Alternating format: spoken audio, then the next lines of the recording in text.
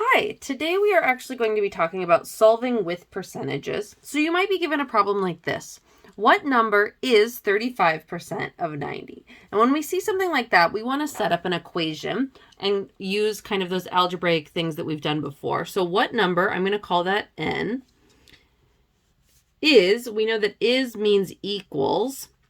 35% we can write as a decimal, 0.35. Of, we're going to use multiplication. And then 90, we can just use that. So now we've got enough information here to actually set this up. So n equals 0.35 times, and I'm going to put it in parentheses just because I like that better, 90. And when I multiply 90 by 0.35, I get that n equals 31.5.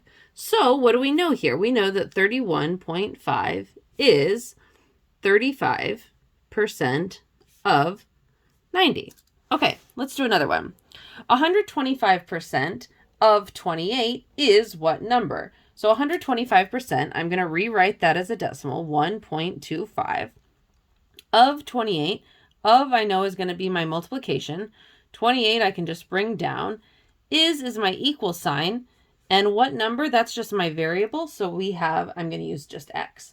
So 125%, I can rewrite this. I've got 1.25 times 28. This time I just used parentheses, but you can use what you want, equals x. And when I put that into a calculator, I'm going to get 35 equals x. So we know that 125% of 28 is 35. Okay, let's do some more. 36 is 75% of what number? So 36 is 75%, 0.75 of, we know that's going to be times, what number? And this time I'll use h. So I can rewrite that. I'm going to have 36 equals 0.75, and I'm just going to write h right next to it. I don't need parentheses this time. If I divide both sides by 0.75, I get 36 divided by 0.75 is 48. And that's going to be equal to h. So we know that 36 is 75% of 48. Okay. 6.5% of what number is on $1.17. So 6.5%, that's going to be 0.065 of, that's going to be our multiplication. What number, I think this time I'll use j, is equals 1.17. Okay, so let's rewrite this. We are going to have 0.065j is equal to 1.17. So now I can divide both sides by 0.065. Divide by 0.065. These are going to cancel out. And I'm going to end up with, I'll write it over here. J is equal to 18. Okay. So 6.5% of 18 is $1.17. Okay, let's keep going. What percent of 36 is 9? So we're going to have what percent, let's call that P. What percent P of 36, so our multiplication there, 36 is 9. So now I have P times 36. I could write this as P times 36 equals 9, but I think it looks nicer to write it as 36P equals 9. Okay. I'm going to divide both sides by 36. So I get P equals 9 divided by 36. Well, that's a fraction that I can simplify, 1/4. And if I take 1 divided by 4, I get P equals 0.25. And if I want to write that as a percent, I'm going to get P equals 25%. Okay. 144 is what percent? I'll use P again, of 96. So let's rewrite this. 144 equals 96p. I can divide both sides by 96. 144 divided by 96 is equal to 1.5.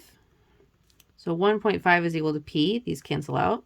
And then I'm asked to, it's what percent. So I need to make this into a percentage. So I move that 2 decimal places to the right. So 150% is equal to p. Okay. So let's do a word problem here. Dazone and his girlfriend enjoyed dinner at a restaurant. The bill was $68.50. They want to leave an 18% tip. If the tip will be 18% of the total bill, how much should the tip be? Okay, this is a great example of something that you will encounter in the real world. So we want to find what? The amount of the tip, right? And we're going to call that T. So the tip is 18% of the total bill, right? Okay. So we're trying to find the amount of the tip. We're calling that T. Is our equal sign. 18% we can write as a decimal, 0.18. Of, we know, is our multiplication. And the total bill we were already given is 68.50. Okay.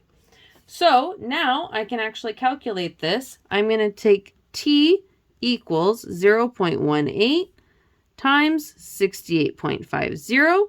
I put that in a calculator. I get T is equal to 12.33. And I know that this is a dollar amount, so I can actually rewrite that as $12.33. So they should leave $12.33 for their tip. Okay, let's continue on here. The label on Masao's breakfast cereal said that one serving of cereal provides 85 milligrams of potassium, which is 27% of the recommended daily amount. What is the total recommended daily amount of potassium? Okay, well, not 27%, just 2%, sorry. Just 2%. 2%. Okay, so let's find this out. We want to find the total amount of potassium. So total amount of potassium, of potassium. I'm just going to call P, okay? Total amount of potassium is P, and we know that 85 milligrams is 2% of the total, right? So 85 milligrams, we can write 85 is equals 2%, 0.02 of the total, which is what we're trying to find. We're calling that P.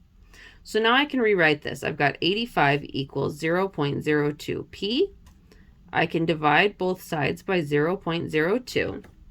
And when I divide that, I get 4,250, which equals P. So the recommended daily amount is 4,250 milligrams of potassium. All right, let's do another. Mitzi received some gourmet brownies as a gift. The wrapper said each brownie was 480 calories and had 240 calories of fat. What percent of the total calories of each brownie comes from fat?